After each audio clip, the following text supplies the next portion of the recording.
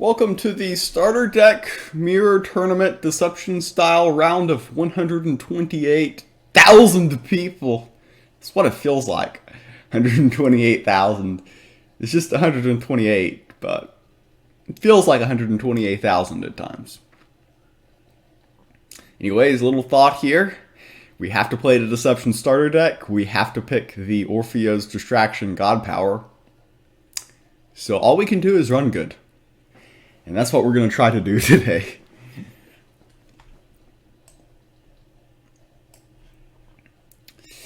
Alright. Little thoughts to be had here.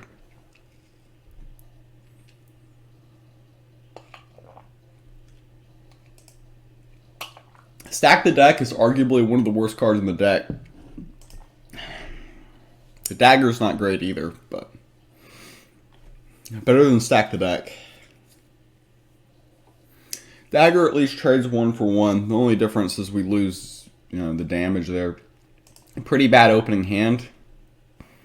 Hopefully he plays the 1-mana 2/1 Volatile Imp, so I'll have a good turn 2 without using my Pip. Otherwise, it's awkward to use Pip on 2 with Jail Beasts. A lot of people would Pip here, but I think that I'm just going to need it later in the game. Yeah, if I pipped into that, they get this attack in. I mean, they're still going to get that attack in, but I just don't leave myself with the T3. Just a really bad opening hand. Not really a great start for either of us. He had Axewoman and Glider, which means he probably should have played one the prior turn. Ransoming this is probably not optimized. Can I exploit that? Probably not.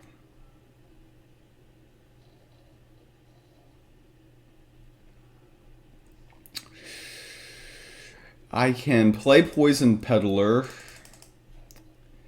So these probably trade, but if he does nothing, then I do this attack and then hit here. Or just play this. If he Orpheo's Distractions, we hit here. Good start for our opponent. We just had a really bad draw this game. And there's a lot of times nothing you can do when you just don't get the initiative with these starter decks. We conserved our Pip hoping to get to the late game. We just drew bad cards at the end of the day. Not even the expensive stuff until, recently. But really just bad stuff.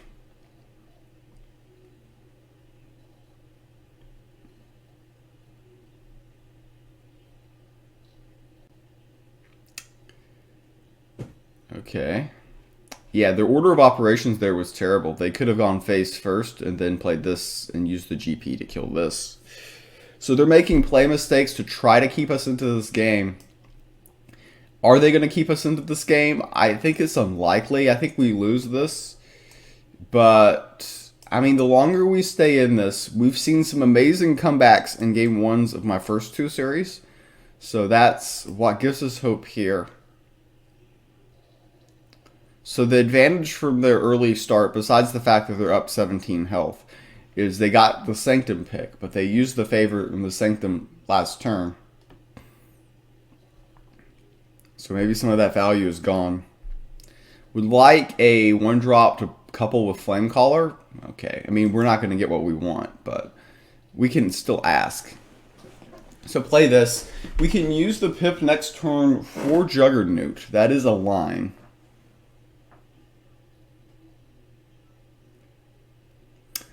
So this goes face. I think we spiked T instead of Juggernaut. We can hit here clean with Orpheo's Distraction. Juggernaut's a play as well, but this conserves my Pip, and I've got 8 drops. So that is one thing to keep in mind.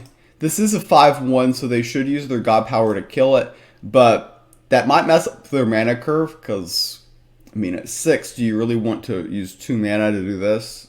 I mean, depending on what you have, you might. But generally speaking, you want to do something a little bit more proactive on board.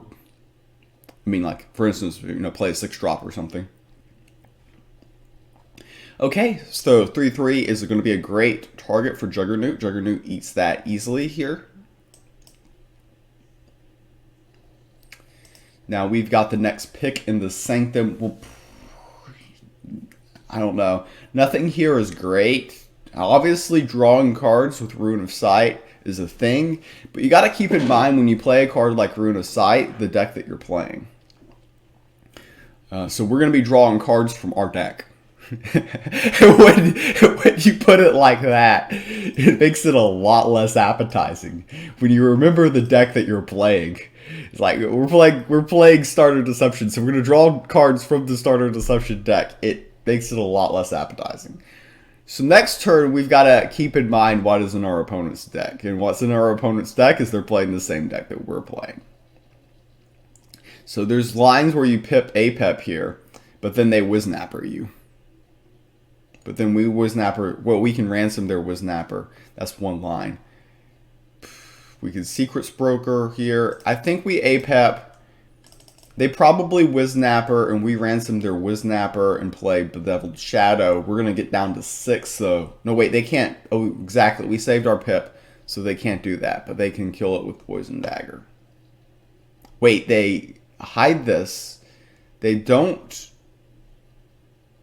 That's definitely a mistake. That is definitely a mistake. So we've got multiple lines next turn.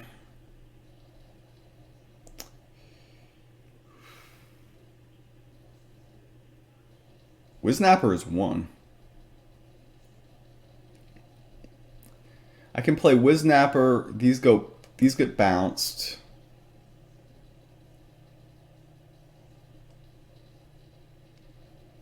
I have a lot of options here.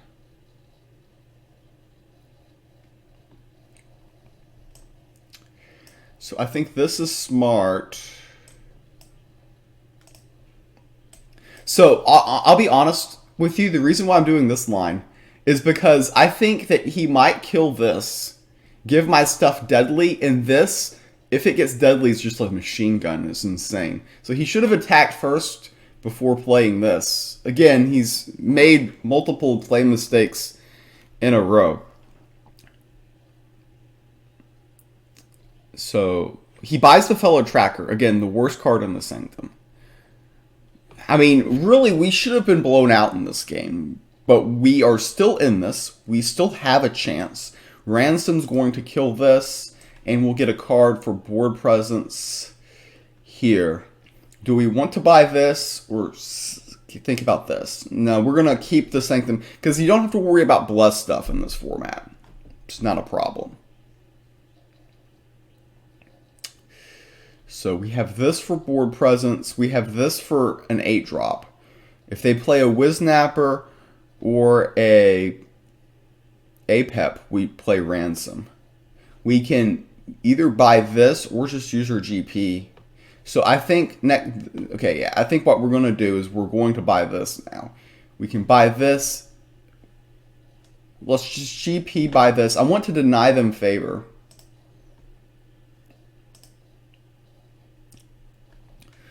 So we're going to use our God Power here. The Archer's going to hit here, and this is going to prevent us both from gaining favor. However, I would prefer that rather than the alternative here. So we're keeping their board clear. Again, we're at 8, so we have to be careful here. We see multiple damage cards in the Sanctum. APEP is a card. We don't have to worry about Reckless Flame Breather since he's already played it. I kind of like Wiznappering APEP. Yeah, it fits my mana curve to Wiznapper that. What playing Wiznapper in that situation does is it invites him to replay it. And that's why I like doing it. Is I'm basically saying, please replay that. And he might do that.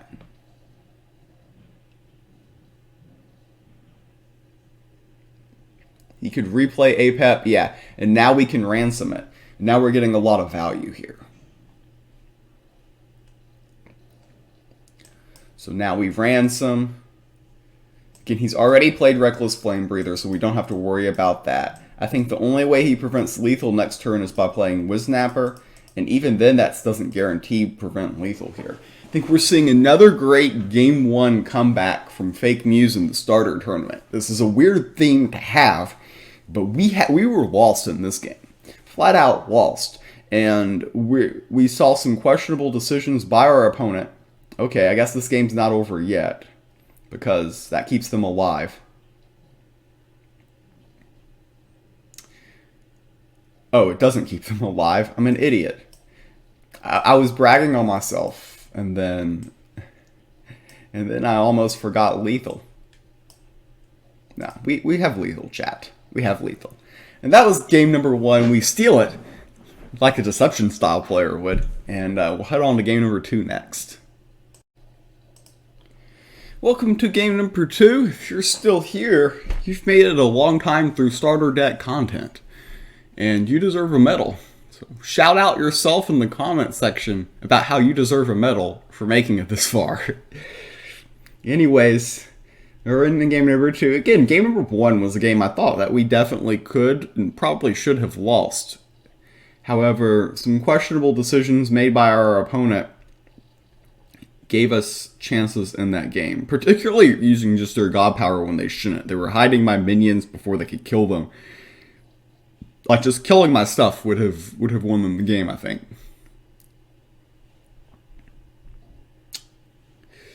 But we are loading up here. Looks like it. We have difficult times connecting with our opponent here. We're going to go ahead Orpheo's Distraction because it is the only option.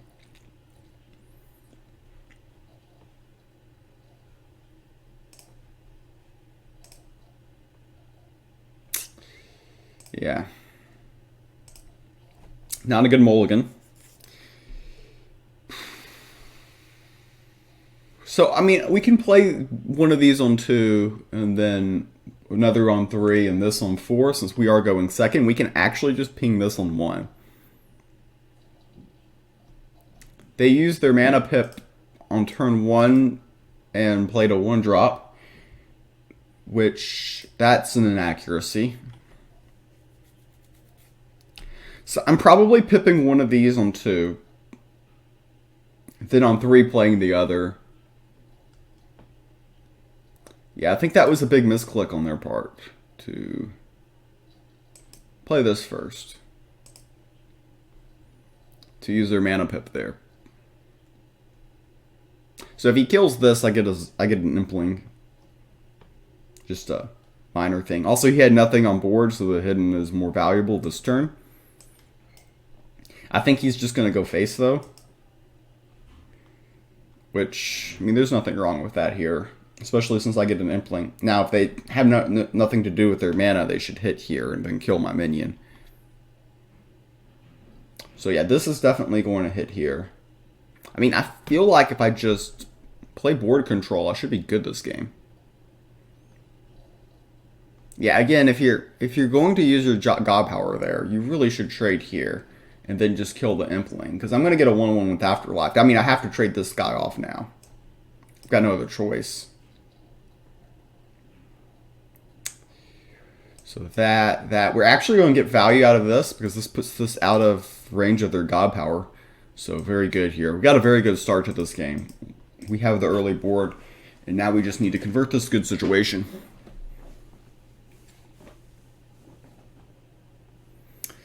Yeah, when you don't have board, this is a 5-mana 1/2.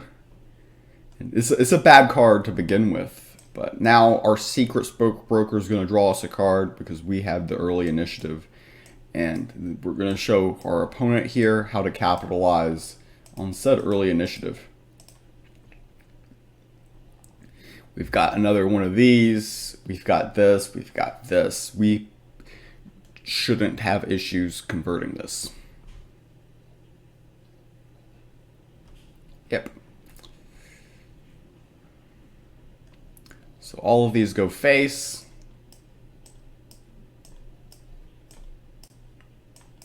Another Secrets Broker here. And I mean, this is the starter deck. Normally, if you're not playing starter deck, you're worried about a Rapture Dance here.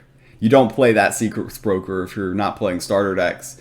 But since we're playing starter decks, you don't have to play around Rapture Dance because you know what's in their deck. So, yeah, in this situation, cheat, face, it's lethal. Actually, we don't even need to cheat. We can just attack if we wanted to. So, yeah, let's tear down their wall, and then I want to be as destructive as possible. But that game was very dominant. We had the RNG in our favor of that game. Game 1, I think that probably should have gone to our opponent, but we were able to peel that off. Game 2 definitely should have gone to us, and we converted. So another win in the starter deck tournament. We advanced. This was around 128. We advanced to the round of 64 next. So the next round, I'm playing for prizes. It becomes a little bit more serious because I kind of entered this tournament kind of as a joke.